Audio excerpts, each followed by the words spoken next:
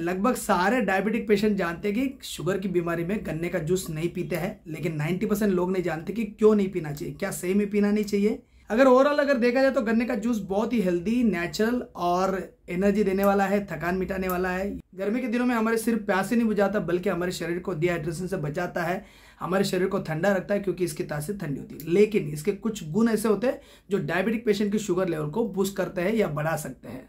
As per अगर आयुर्वेदा देखा जाए, यानी आयुर्वेदा में ये जो गन्ने का रस है इसको प्रेमेह हेतु कहा गया है। मतलब प्रेमेह मतलब कफ दोष को बढ़ाने वाला, कफ को बढ़ाने वाला। और डायबिटिक ये भी एक कफ दोष है, यानी कफ दोष के जो सिम्टम्स है ये बढ़ाता है। इसीलिए आयुर्वेदा में गन्ने का रस ना पीने की सलाह दी जाती है। अगर हम मॉडर्न साइंस की बात करें तो शुगर पेशेंट में फ्रिक्वेंट यूरिनेशन आता है, भूख ज़्यादा लगती है, और ये दोनों सिम्टम्स है ना गन्ने का जूस बढ़ाता है। जिनको रुक रुक के पेशाब आती है या खुल के पेशाब नहीं आती, वो लोग अगर गन्ने का जूस पीते हैं तो उनको खुल के पेशाब आ सकती है। लेकिन डायबिटिक पेशेंट अगर गन्ने का जूस पीता है तो इनका जो फ्रीक्वेंट यूरिनेशन है या यूरिनेशन ये बढ़ सकता है। और जब यूरिनेशन बढ़ेगा तो यूरिन से शुगर ड्रेन आउट होगा और साथ में कैल्शियम भी ड्रेन आउट होगा। और जब ढेर सारा कैल्शियम ड्रेन आउट होगा, शुगर ड्रेन आउट होगा, तो डायबिटिक पेशेंट की जो शुगर लेवल है ये कहीं ना कहीं प्रॉब्लम क्रिएट कर सकती है या अदर जो कॉम्प्लिकेशन से ये बढ़ सकते हैं। माना कि गन्ने का जूस प्यास बुझाने वाला है, भूख बढ़ाने वाला है, लेकिन जब गन्ने का जूस पिया जाएगा तो डायबिटिक पेशेंट का प्यास भी बढ़ेगा और भूख भी बढ़ेगा। और जब डायबिटिक पेशेंट ज़्यादा खाएगा तो वजन बढ़ेगा, तो प्यास भी बढ़ेगा और यूरिनेशन भी बढ़ेगा और भूख भी बढ़ेगी और साथ में ज़्यादा भी खाना होगा और वजन भी बढ़ेगा। और ये सारे जो सिम्टम्स है ये डायबिटिक पेशेंट को कहीं ना कहीं उसकी जो शुगर लेवल है उसके अंदर कॉम्प्लिकेशन क्रिएट कर सकता है। अगर आपको शुगर लेवल कंट्रोल में रखना है तो इन सारे सिम्टम्स को आपको कंट्रोल में रखना है। इसलिए हो सके तो डायबिटिक पेशेंट को गन्ने का जूस न पीने की सलाह दी जाती है। इवन गन्ने का जूस पचने में भारी है लेकिन स्वाद में मीठा है, यानी इसके अंदर शुगर है और ये हाई शुगर है और हाई कैलोरी कैरी करता है, और दोनों कहीं ना कहीं डायबिटिक पेशेंट की शुगर लेवल को बढ़ा सकते हैं। अगर हम 100 ग्राम इक्वल टू 100 ml अगर हम गन्ने का जूस लेते हैं तो उसके अंदर हमें लगभग 55 से लेके 60 ग्राम के आसपास हमें कैलोरी मिलेगी। 0.1 ग्राम के आसपास हमें प्रोटीन मिलता है, 0.5 ग्राम के आसपास हमें फाइबर मिलता है, और शुगर लगभग 12 से 13 ग्राम के आसपास हमें इसके अंदर शुगर मिलता है। तो गन्ने के जूस के अंदर बहुत ही कम फाइबर होता है, मतलब ना के बराबर फाइबर होता है, ना के बराबर प्रोटीन होता है। मतलब ये लो प्रोटीन है, लो फाइबर है, हम कह सकते हैं कि ना के बराबर है। और ढेर सारा वाटर कैरी करता है, लगभग 85% वाटर होता है, ढेर सारा शुगर होता है। और खास बात यह है कि इसके अंदर का जो शुगर होता है, तीनों टाइप का शुगर होता है इसके अंदर।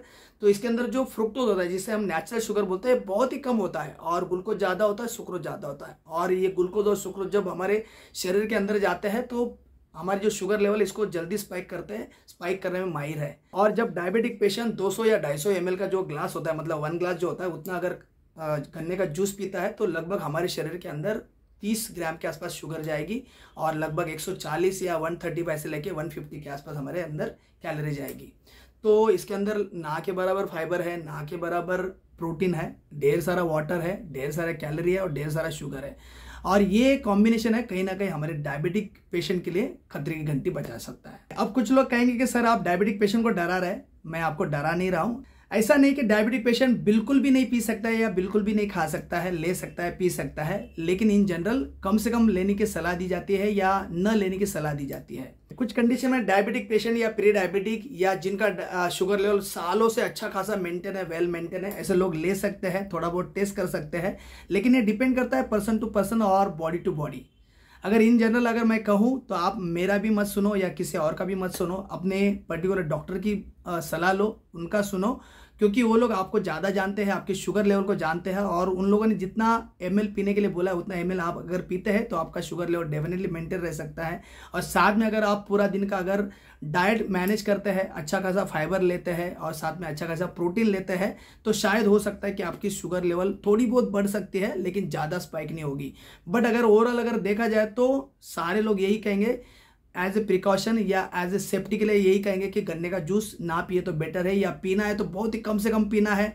अपने बॉडी को समझना है, अपने शुगर लेवल को समझना है और उसके हिसाब से आपको पीना है। ऐसा नहीं कि ढेर सारा पीना है। अगर आप ज़्यादा पीते हो तो ये शुगर लेवल स्पाइक करेगा, क्योंकि ये हाई कैलोरी है, हाई शुगर है, इसके अंदर ना के बराबर फाइबर है, ना के बराबर प्रोटीन है और ढेर सारा कैलोरी कैरी करता है। कैलोरी की अगर हम बात करें तो लगभग 200 या 250 ml का जो हमारा ग्लास होता है, रेगुलर ग्लास होता है, उसके अंदर हमें लगभग 140 से लेके 150 के आसपास हमें कैलोरी मिलती है। और अगर हम शुगर की बात करें तो लगभग 30 ग्राम के आसपास इसके अंदर शुगर होती है। तो बहुत सारा शुगर होता है, बहुत सारा कैलोरी होता है। तो ये शुगर लेवल को स्पाइक करेगा, बहुत जल्दी अप करेगा। तो सेफ्टी के लिए हो सके तो इसे ना ले, और लेना भी है तो अपने डॉक्टर की सलाह ले और उसके बाद इसे ट्राई करें। और मैं आशा करता हूँ आपको मेरा वीडियो अच्छा लगा होगा, और बहुत जल्दी मिलेंगे एक नए वीडियो के साथ। सो ईट हेल्दी, बी हेल्दी।